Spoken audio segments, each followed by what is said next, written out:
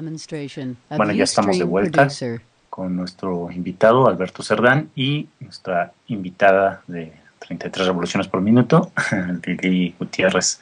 Pues estaban comentándonos sobre cómo es el mecanismo de este examen de oposición y me gustaría también quizás hacer un poquito más adelante en las conclusiones, luego de terminar, cerrar el tema del concurso de oposición, no examen, como decía, una visión o una opinión general de cada uno de ustedes sobre el estado de la educación en México. Yo sé que es muy abierto, muy amplio decirlo de esta manera, pero puede funcionar, dar una opinión al respecto.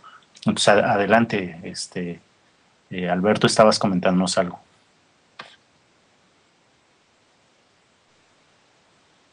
Sí, bueno. Este concurso de oposición, ¿bueno? Sí. Okay. Sí, comentaba, este concurso de oposición parte de una definición de perfil, parámetros e indicadores para los docentes, perfiles que fueron validados por el INE y que revisan varias dimensiones, por ejemplo, que un docente conoce a sus alumnos, sabe cómo aprenden y lo que deben aprender, un docente que organiza y evalúa el trabajo educativo y realiza una intervención didáctica pertinente, un docente que se reconoce como profesional que mejora continuamente para apoyar a los alumnos en su aprendizaje, un docente que asume las responsabilidades legales y éticas inherentes a la profesión para el bienestar de sus alumnos, y un docente que participa en el funcionamiento eficaz de la escuela y fomenta su vínculo con la comunidad para asegurar que todos los alumnos concluyan con éxito su escolaridad.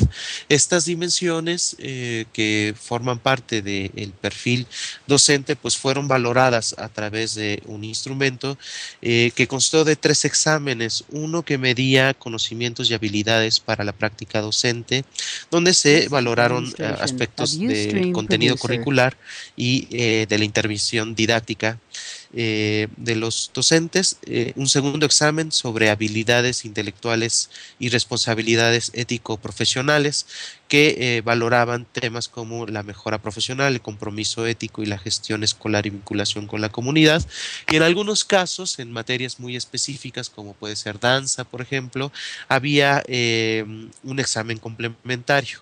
Estos 3 exámenes debían tener una puntuación mínima de 100 para poder considerarse suficiente.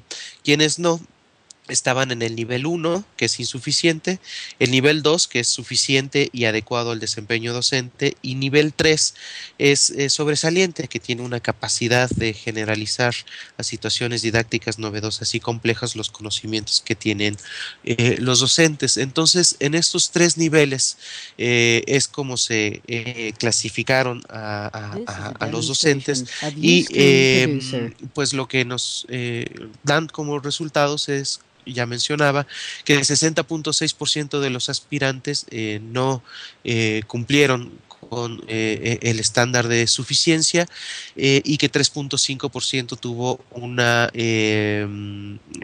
desempeño sobresaliente. Y algo muy relevante es que hubo maestros de Michoacán y de Oaxaca que tuvieron que viajar al Distrito Federal para poder presentar este examen debido a las protestas de la coordinadora, y que en el caso de los maestros de Oaxaca el nivel de sobresaliente fue muchísimo mayor que el promedio nacional.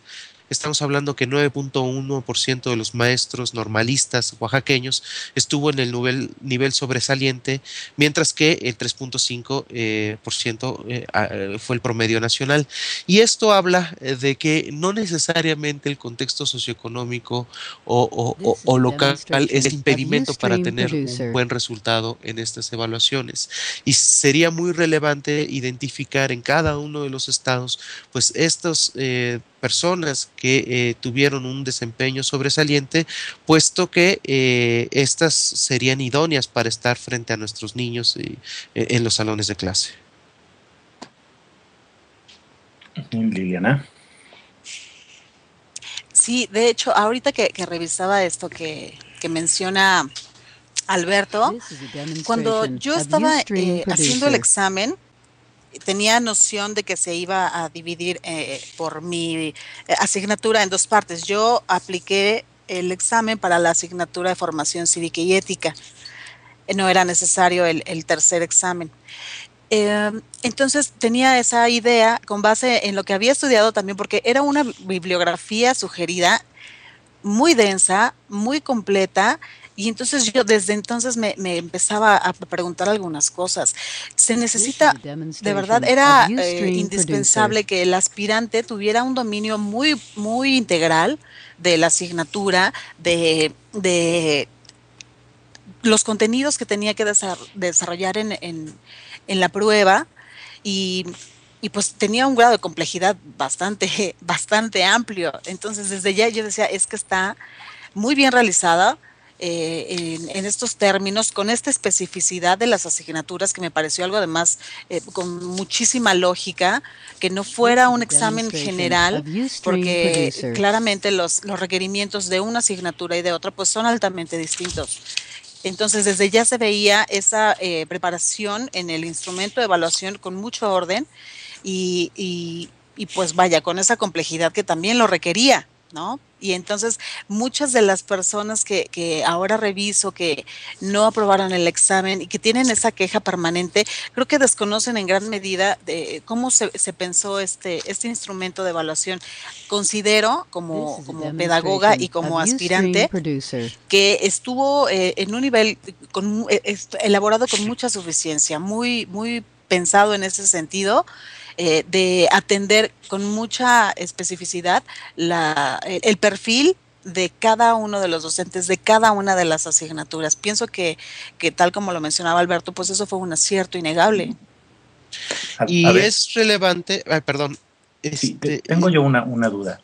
¿No será una especie también, yo no dudo esto que estás comentando, y me gustaría que retuvieras la idea que tienes ahorita por comentar, pero ¿no será también una especie de arma de doble filo también en el sobreentendido de que el nivel académico en general del país, por eso al final quisiera que la conclusión fuera sobre el estado de la educación en México, no es necesariamente el más adecuado, generar un proceso tan complejo, tan suficientemente elaborado, en función de que al final terminara resultando en todo este tipo de ambigüedades, más que de dificultades o de tropezones, como decías al inicio?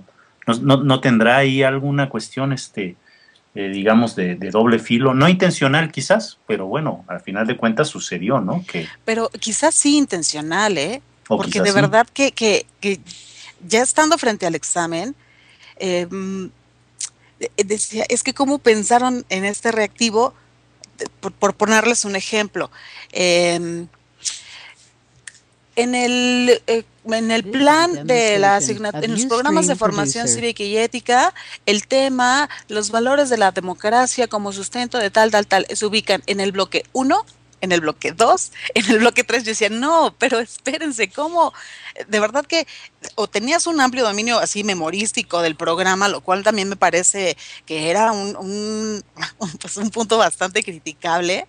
Claro. Y también me daba esa impresión, ¿no? Decía, yo lo sé, de verdad que yo lo sé, porque mi trabajo durante los últimos años ha sido el de editar libros de texto y necesariamente debo tener ese conocimiento muy a la mano. Pero un maestro con todo el perfil quizá de aula y de estar ahí muy al pie del cañón desde hace ya tiempo, pues no necesariamente tenía por qué saber con esa precisión en qué bloque estaba ese contenido, ¿no? Entonces yo creo que quizás sí también tenía esa intención, Raúl. Bueno. A ver, sí, creo que el punto que estás tocando es muy importante. Sería muy lamentable que este nuevo proceso estuviera atrapado en medio de una lógica en la cual resulta más relevante aprenderse de memoria contenidos y no sea un instrumento que permita valorar habilidades y capacidades que no necesariamente a través de la memorización se pueden identificar. Tampoco diría que la memoria es mala, es decir, memorizar algunas cosas es útil para poderlas comprender, claro. pero también es importante saber qué es de lo que se memoriza relevante para la función docente. No estoy tan seguro que saber si es del bloque 1 o del bloque 3 sea relevante para la función docente. No, es absolutamente irrelevante. Creo que es más relevante saber por qué ese tema está ubicado en determinado bloque en función de una lógica de la construcción del aprendizaje sobre un tema específico. Es decir, claro. ¿Por qué crees que está en el bloque 2 después de tal y tal y tal tema? O, en fin, no sé. No, incluso otro tipo de reactivo, claro, que tuviera que ver con ese conocimiento de los programas, pero planteado de una manera distinta, sin duda. Y este va a ser el reto de los siguientes ejercicios. Pero también regresaría al punto que tocas, Raúl, y es los resultados de este concurso no reflejan más que el estado general del sistema educativo. Y en este sentido, lo que hay es un sistema educativo que en términos generales cerca de 7 de cada 10 niños según la prueba PISA ven una hoja escrita y no comprenden lo que leen o no saben hacer operaciones matemáticas básicas aplicadas a la vida cotidiana. Entonces, un sistema educativo que a niños de 15 años después de pasar por primaria y secundaria entrega estos resultados, resulta muy complicado que nos encontremos con profesionistas que hayan superado estas dificultades fácilmente. Y en ese sentido, los exámenes que se dan a los normalistas en cuarto y octavo semestre, pues nos muestran que en promedio tienen entre 55 y 60% de los aciertos correctamente respondidos, es decir, ni siquiera pasan con 6 estos exámenes intermedios. Entonces, no es un asunto de maestros flojos que no estudiaron, es un asunto de un sistema de formación inicial que no ha estado a la altura, y aquí quisiera poner el énfasis de garantizar el derecho humano a la educación de los niños. Y quisiera que no se perdiera esto de vista.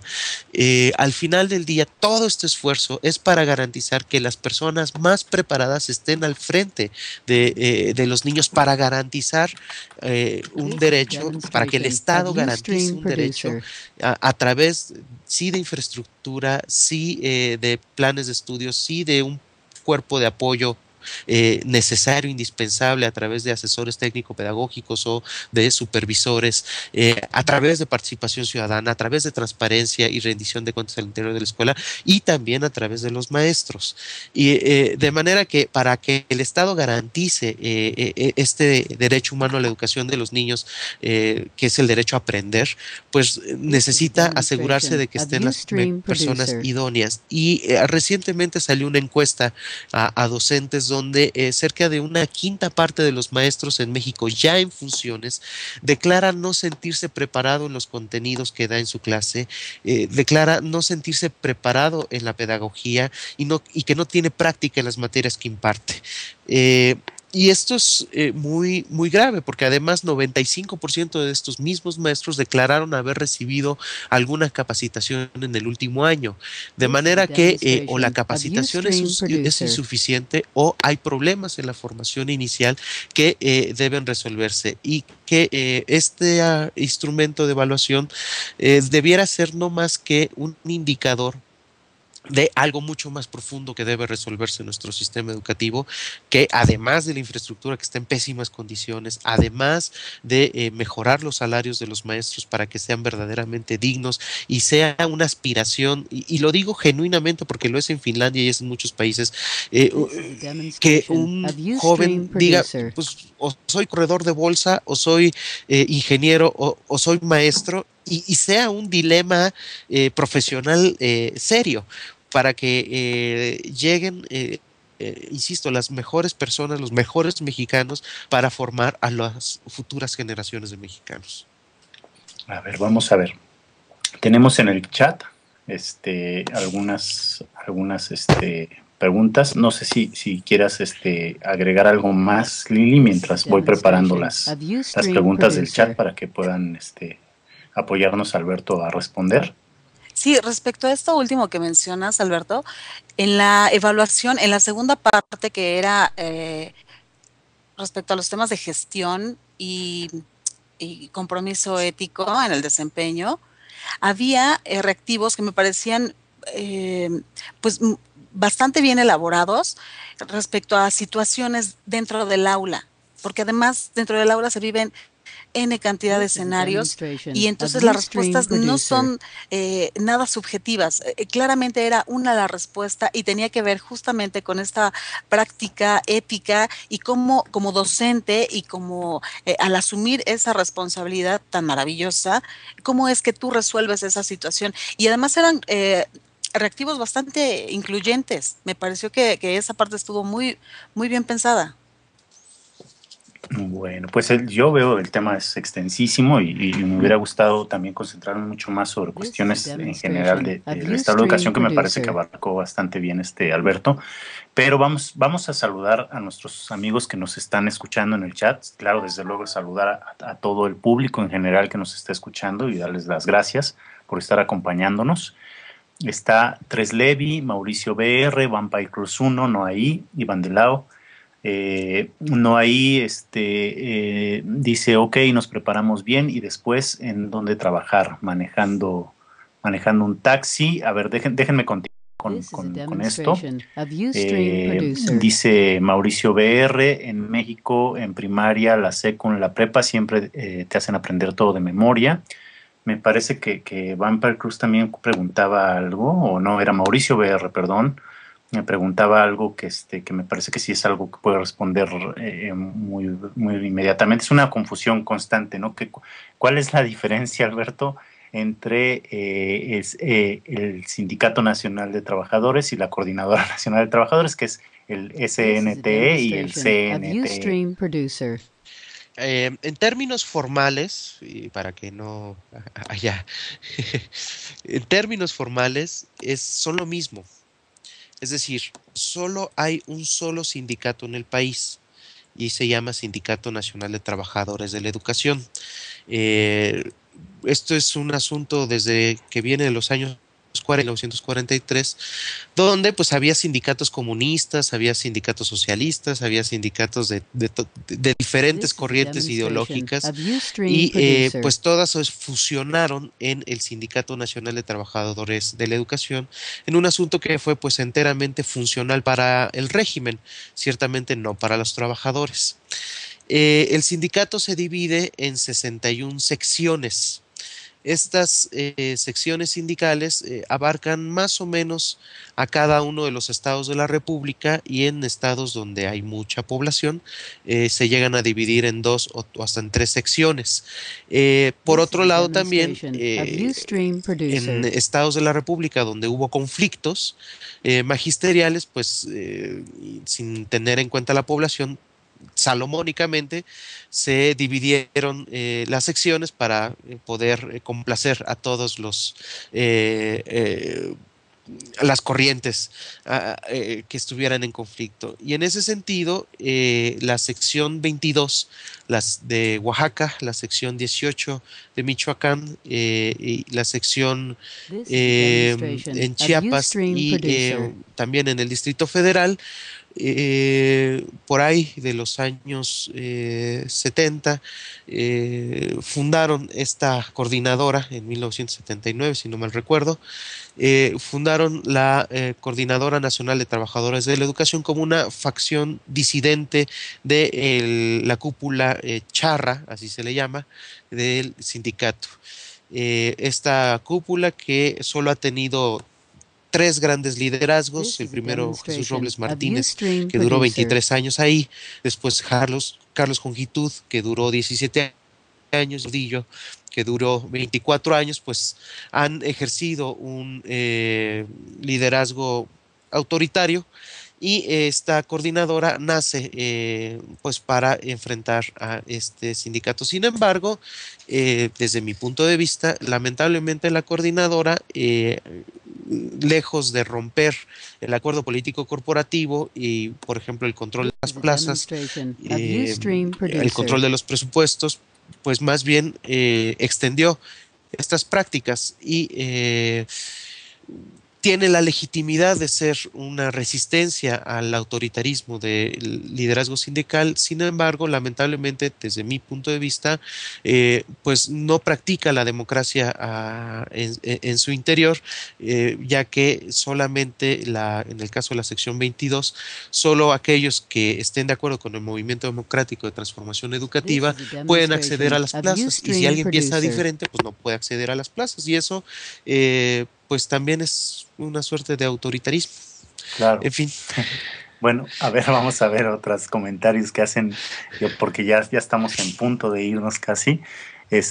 Dice Vampire Cruz, y los chavos excluidos de la educación media y superior. Pues sí, comúnmente esto sucede. Luego, Tres Levi dice, ética y civismo se debería incluir desde la primaria. Entonces, ya está incluida. Sí, es lo que me parece. Ahora ya está incluida en los programas. Y muy bien, bueno, pues me parece que por ejemplo, a la pregunta que hacen ahí de prepararnos bien y después en dónde trabajar manejando un taxi, que es algo que sucede con frecuencia en México, ¿no?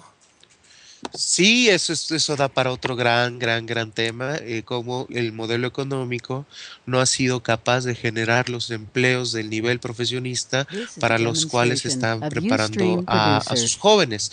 Y entonces salen con un título universitario a puestos laborales para los cuales en realidad, para todo fin práctico, se requiere un título técnico, pero están ocupando esas plazas con esos salarios. Entonces, si el sistema económico no genera plazas o puestos de trabajo para los jóvenes universitarios, pues lo que se da es un deterioro masivo y una ineficiencia en el uso de los recursos de la educación superior.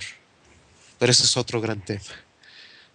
Así es. Bueno, pues Alberto, de veras que muchísimas gracias por haber aceptado nuestra invitación, por haber estado aquí charlando con nosotros. Liliana, muchas gracias también por acompañarnos el día de hoy en este tema que realmente es importante para todos en el país, que es el tema de la educación, ahorita con esto en coyuntura, que son el concurso de oposición para la educación básica. Y pues no me queda más que agradecer a los que están escuchándonos. Alberto, pues unas palabras de despedida, quizás.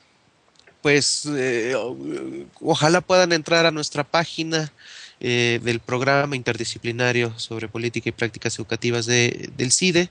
Es pipe.cide.edu.